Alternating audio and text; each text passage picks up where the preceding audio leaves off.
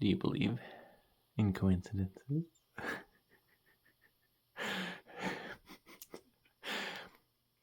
Maybe a better question is, do you know what the word coincidence means?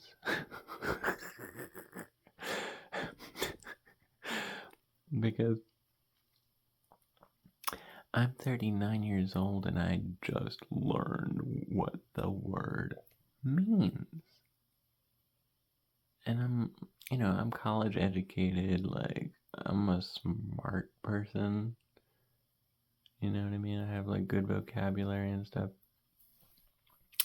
But how is it that my whole life I didn't know what this word means, and nobody else seems to know what it means either? Because, no, correct me if I'm wrong, maybe you do, you can comment, but everybody I've ever known has thought that coincidence means random chance.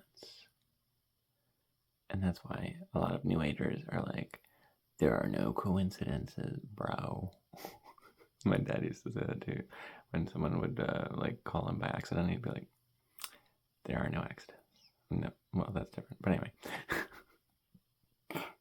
So he would try to make friends with everybody that like called him by accident. Okay.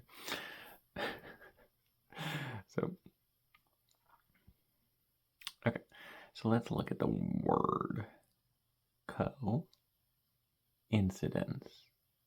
An incidence, right, is something that starts, or that something that appears. An incident happened, right? We had an incident, right? It's interesting. Incident is just an interesting word how we use it also, but anyway. Now, co means with something else. Cooperate means to operate with something else or someone else. So, coincidence means something happened with something else, or as a result of something else. Co-happening. It's so interesting how I came to that, because I was looking up suttas, teachings of the Buddha, with regard to astrology, because I have a friend who has some kind of belief in astrology, which I think is dangerous. My mom was an astrologer also. It's dangerous because it's irrational to believe that something very far away is controlling your behavior. Even if you say, well, it's only 50%, 60% controlling, whatever, but it's just not rational, right? So why would you believe that? It doesn't make any scientific sense to say that the planet Saturn is now controlling my behavior. It has always been controlling my behavior. All the planets are controlling my behavior, right? If you say this stuff, it's like, you sound crazy. You don't even know what's going on, what's causing what. Like, you're not drinking alcohol because the planets are in this position, okay? If that's what you think, then you're never going to stop drinking alcohol. But, you're most likely you're drinking alcohol because you have an overgrowth of candida, and you can fix that with ingesting some thyme oil capsules, which my friend recently did, and it fixed his alcoholism in a few days. But careful with that, because your candida is very bad.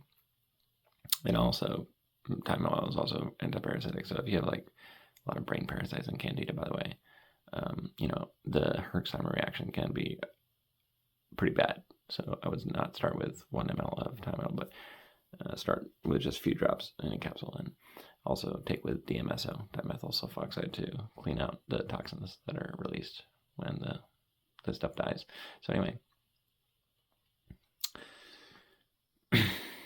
So anyway, what were we talking about? Astrology. Thank you so much for reminding me. Astrology. So yeah, and I mean, there's a lot of scientific studies proving that astrology doesn't work. You can take 100 of the best astrologers and they won't be able to agree on anything. But here's the thing. It seems to work. Why does it seem to work?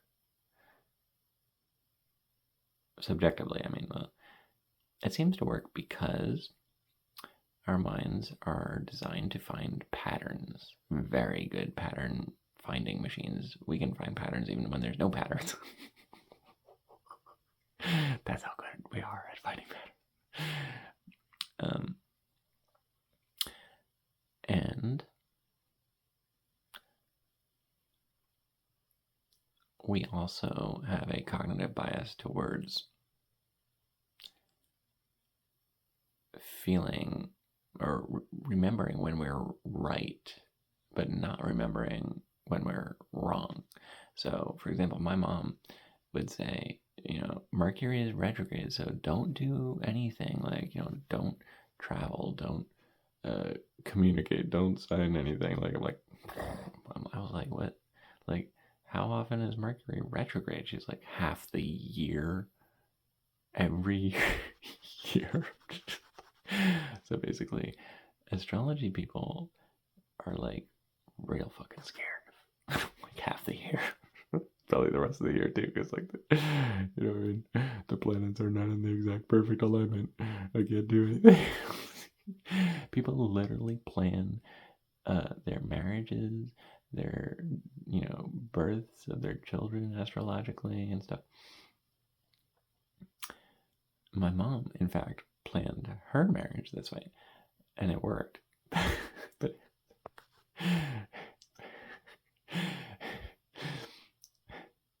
so she planned to find her husband at the age of 28 on the exact day that it made astrological sense. And she went to a book fair, and she met my dad there, and he was selling his book, The Natural Birth Control Book. And they got married 1 month later. Okay. So now what did my dad say? He said astrology works because people believe that it works. Now this is true. This is very true. So whatever you believe works does work. It's placebo, right? But the problem here is that you are basically ignoring the wonderful, rational brain that you have when you just believe stuff that doesn't make sense. So you're basically like, you only have half a brain now. Which is like the subconscious, basically. Now, here is why. Well, there's two reasons why people love astrology. And sorry, I'm like going so. This is off topic from the video, but I should have made another video on this. But anyway, here's why people love astrology. One, because they want control over their life and they don't have it. Astrology finally gives you control. Now you understand when you need to do things, why things are happening, etc. Everything is making sense now, right? The only problem is it's not real. It's not real. And then there's the other reason that people love astrology, which is it connects you to your subconscious mind, your intuition, which is a superpower that we have. And that's wonderful that it can do that for people. But the problem is you don't want to connect to your intuition in a way that breaks your rationality, right? So there should be a better way of connecting to your intuition. And there is. You can do things like reading tea leaves. I don't recommend tarot cards because there are some like universally accepted meanings of tarot cards. But whereas with tea leaves, there's no universally accepted meaning of tea leaves. So, you just pour the tea leaves on the table and you look at them. And then by looking at them, you can see things that you couldn't see before in your mind, right? So it can help you to connect to deeper layers of your consciousness without destroying your rational mind, right? Because now you're saying, okay, I see things now. But you're not saying, I see this because of some false thing. I see this because Saturn is conjunct Uranus. No, I see this now just because I'm looking at these tea leaves. I'm able to see.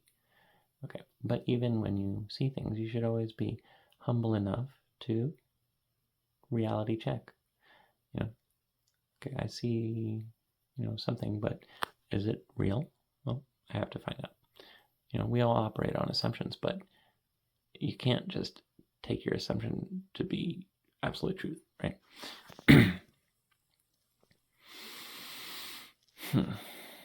And there's a nice story that, so Ajahn Brahm is a very famous Buddhist teacher on YouTube, and his teacher, Ajahn Chah, was famous back in the day, and his teacher, Ajahn Mun, in Thailand, was famous like 100 years ago or something. Ajahn Mun was like super psychic, and he could, astral travel, he could like tell the future and all this kind of stuff. And so some people were walking by, and Ajahn Mun said, "Hey, you better change your direction, because I can see that you're about to fall into a pit if you keep walking this way for a few more minutes." And they didn't believe him. And he said, "Well, look, if I'm wrong, I will never teach again. I will stop believing all the stuff that comes into my mind." Okay? Now, I don't remember the rest of the story. I forget if they fell into the pit or whatever. But the point is, even though he was extremely psychic, he had the humility to say that if he was wrong, he would stop believing in the power of his mind. And that's beautiful. That's amazing to have that level of humility while at the same time having that level of psychic ability. But anyway, back to yes, where was yes, okay, so astrology. So I was looking up these suttas because Buddha taught against astrology. He said it's a wrong way of knowing things, and it's a wrong livelihood to practice this, and it does not lead anybody to enlightenment. It will prevent you from becoming enlightened. And now, in one of the suttas, though, he's saying that the human birth is a rare coincidence, so we should treasure the human birth. It's like if a turtle sticks its head up above the water, and it just so happens that the turtle puts its nose between a ring above the water. There's only one ring in the ocean, and it just happens to put it up. That's the type of chance, rare chance that we have becoming human, having a human rebirth, because there's so many other life forms that we could be. And so this is very special that we are human so that we can become enlightened. But, again, this thing, I read this and I was like, wait, it's a coincidence? It's a rare coincidence? But that doesn't match up with what I thought Buddha taught about karma. Karma is Pali for karma, which is Sanskrit. Anyway, so Buddha teaches that our actions cause us to have our intentional actions, I should say, cause us to have this propensity to, have other things happen to us. So, if we do something bad with bad intentions, we will get that back. We will get that bad thing back somehow on us. So this is the law of karma. And that doesn't seem to accord with if he's saying that things are just happening by coincidence. So this really threw me for a loop, because I like to think that I know what Buddha taught, but I'm like, what the heck is he talking about? And it wasn't until I took some ayahuasca that everything became so clear, so obvious. I just didn't understand what the word coincidence means. Like everybody else, it seems like I just thought coincidence means like random luck. No, it means co-incidence. So everything happens due to conditions. This is the law of dependent origination, paticca samuppada in Buddhism. So it's the same thing as saying everything happens by coincidence. In other words, everything is happening because of something else also happening. And usually because of many other things also happening, or everything else is, in some way everything is connected, right?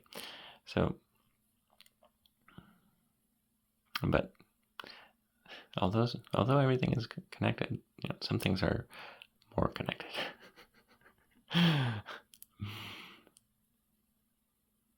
So, and that's my story.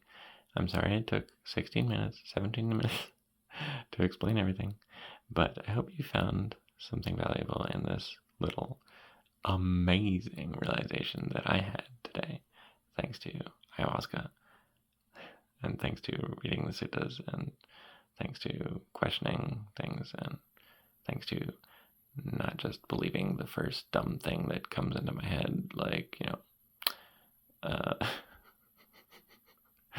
like Saturn is controlling my mind.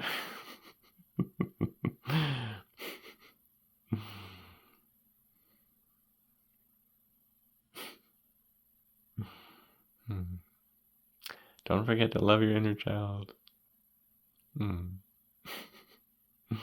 That's the key. That is the key.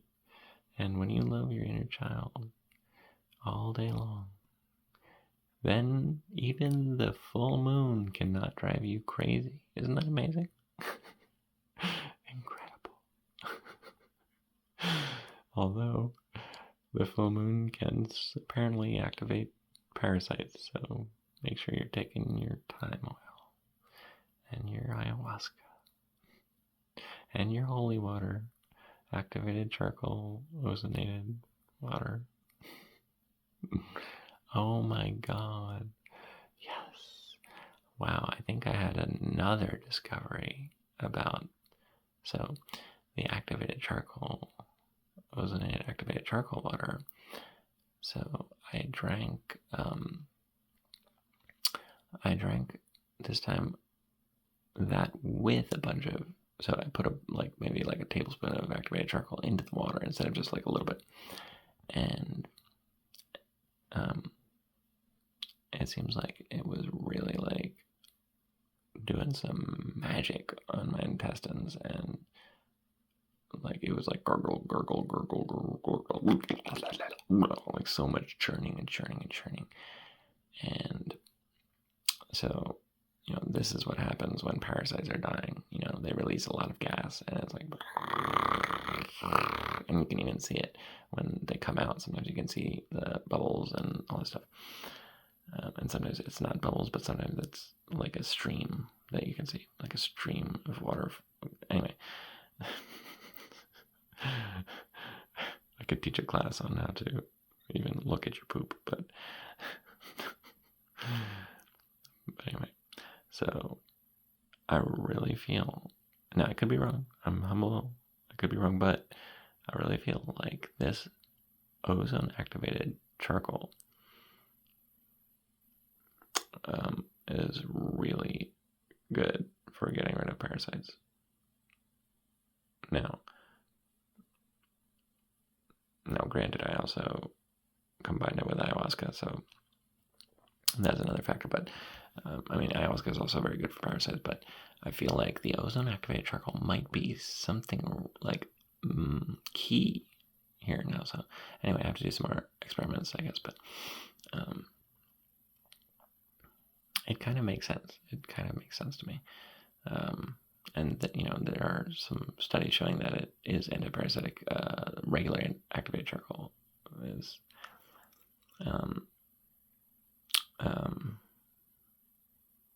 and people have told me that it works for food poisoning. I have not found that it works very well compared to hydrogen peroxide, but anyway.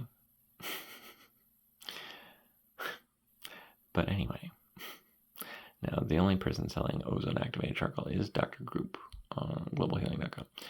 And